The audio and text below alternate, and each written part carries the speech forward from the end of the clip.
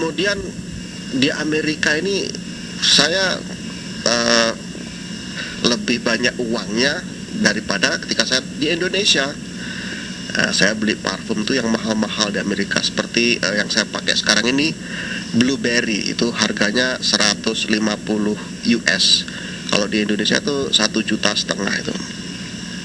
Itu parfum saya itu harum, wangi gitu ya, enak gitu. Saya senang gitu, saya pakai gitu ya. Saya nggak pakai speed stick lagi ya, nggak pakai Rexona yang digosok-gosok itu ya, atau bedak Purol atau Johnson itu, karena kalau pakai itu kadang-kadang pliket ya, di ketiak itu agak pliket nggak enak gitu. Tapi kalau parfum ini saya semprot ke sana sini gitu ya. Nah itu pun saudara-saudara, kenapa teman-teman saya itu juga usil juga gitu. Dia bilang, waduh Pak Bill ini selalu wangi ya, harum gitu. Saya tuh jadi risih juga akhirnya itu. Kesannya saya ini kayak orang yang genit atau gay gitu ya, atau orang yang tidak percaya diri kok selalu pakai parfum gitu.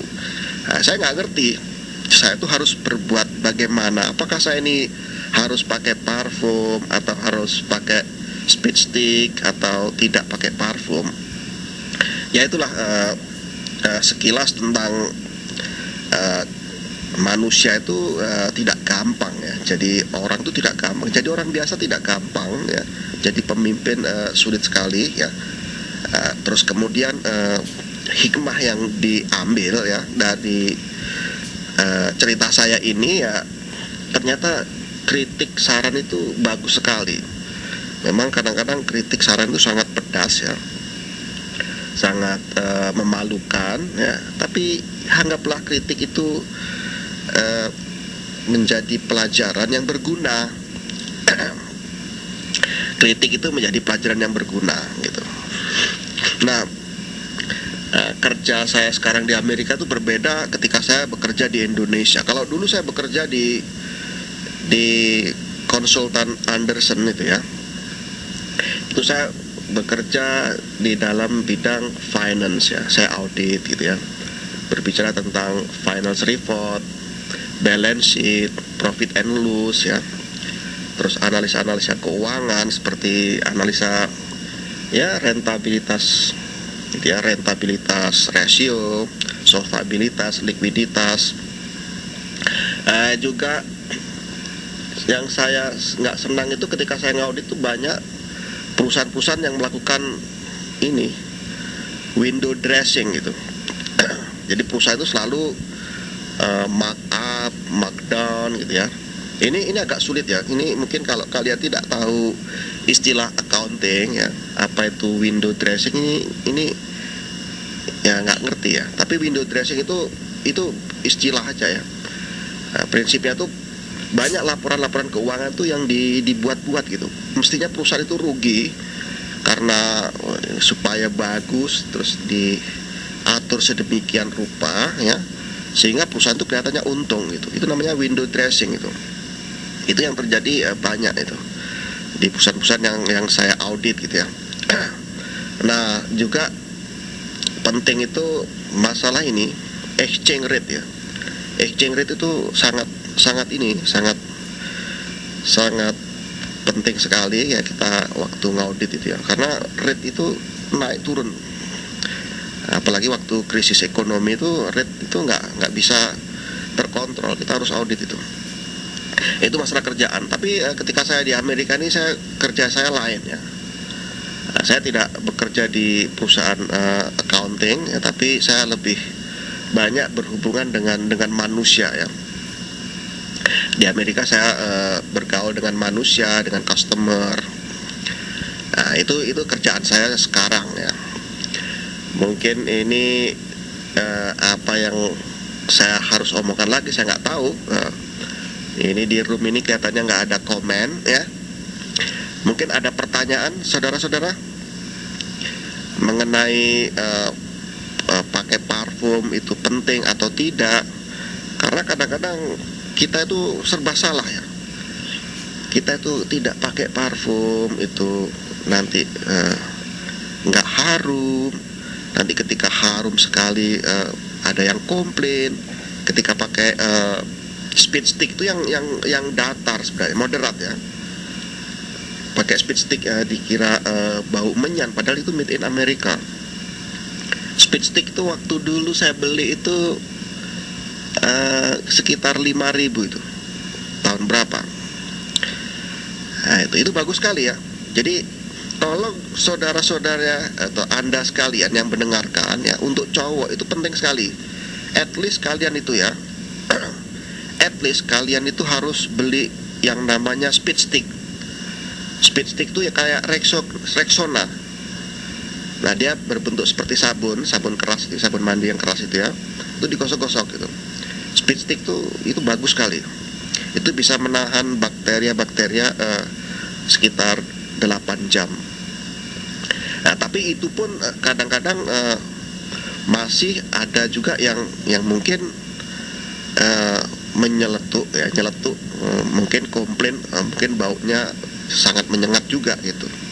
Dianggapnya baunya itu tidak wangi. Gitu saudara-saudara. Nah, sebenarnya saya mau bercerita ada yang khusus ya. Karena saya baru saja tadi bekerja ya.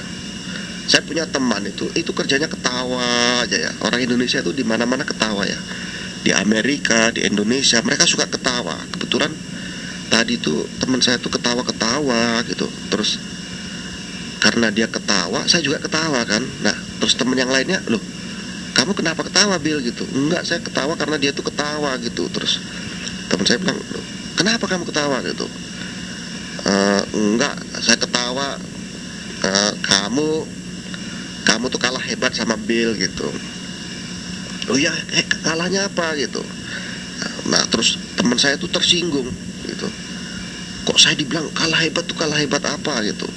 Terus teman saya tuh dikejar-kejar sama dia tuh sampai dibawa ke meeting di perusahaan itu. Saya nggak mau bercanda ini keterlaluan gitu. Akhirnya dibawa ke meeting karena gara-gara hanya ngomong kamu tuh kalah hebat sama Bill gitu. Terus kemudian saya nggak ngerti juga, teman saya tuh ngomong seperti itu apa maksudnya. Saya nggak ngerti. Jadi sebenarnya kalau kita ketawa atau teman kita ketawa, itu kita nggak perlu tersinggung ya. Atau kita nggak perlu merespon dengan sangat ekstrim ya, marah gitu. Itu nggak bagus. Nah, ini banyak juga orang Indonesia yang kadang-kadang mereka tuh suka marah ya.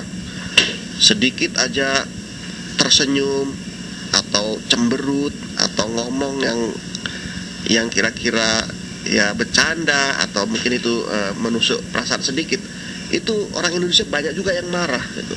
Jadi saya nggak bisa mengerti orang-orang yang kerjanya marah ya. Nah, di Amerika tuh saudara-saudara ya, di Amerika tuh culture ya, orang itu ngomong apa aja tuh boleh ya. Ketika marah misalkan saying like F ya, F bla bla bla, tahu kan huruf F gitu kan. Di Amerika tuh kalau marah mereka suka mengatakan spelling F something ya, F bla bla bla gitu. Nah, di Amerika sering seperti itu. Itu kalau marah itu bos marah gitu, kadang-kadang teman marah dan lain sebagainya. Itu nggak ada tuntutan harus disu dan sebagainya. Nah di Indonesia itu juga harusnya seperti di Amerika kan, standarnya sama. Kalau orang marah ya, atau orang tersenyum, atau orang ngomongin yang lainnya, itu tidak bisa dituntut ya, kecuali kalau kita itu dipukul ya, itu lain ya. Kalau mukul orang itu memang bisa disu ya. Tapi kalau hanya ngomongin orang, kemudian tersenyum, kemudian cemberut ya, itu nggak bisa. Tapi di Indonesia ini perasaan tuh selalu terbawa-bawa gitu ya. Kita ngomong sedikit tersinggung, akhirnya dibawa ke atasan ya, dijadikan masalah. Nah, seperti saya, saudara-saudara, saya mulai dari dulu ya, orang mengkritisin saya seperti, "Bill, ya, Anda ini kok keteknya bau gitu." Saya tuh nggak marah, saya beli parfum, Kemudian ketika saya pakai parfum Speed Stick, dia bilang parfumnya kok kayak bau kemenyan. Nah, saya tidak marah gitu. Kemudian saya pakai parfum yang mahal Blueberry, kok baunya enak sekali. Orang juga komplain gitu, wah ini Pak Bill kok seksi sekali, Pak Bill ini kok genit ya, Pak Bill ini kok nggak percaya diri. Nah, orang-orang berbicara seperti itu anggaplah semacam kritis ya, tidak perlu kita tanggapin atau kita respon dengan berlebihan. Ya oke lah, itu ceramah saya. Mungkin saya perlu minum cappuccino ya, karena kalau saya tidak minum cappuccino ini ngomong saya ini kurang lancar ya.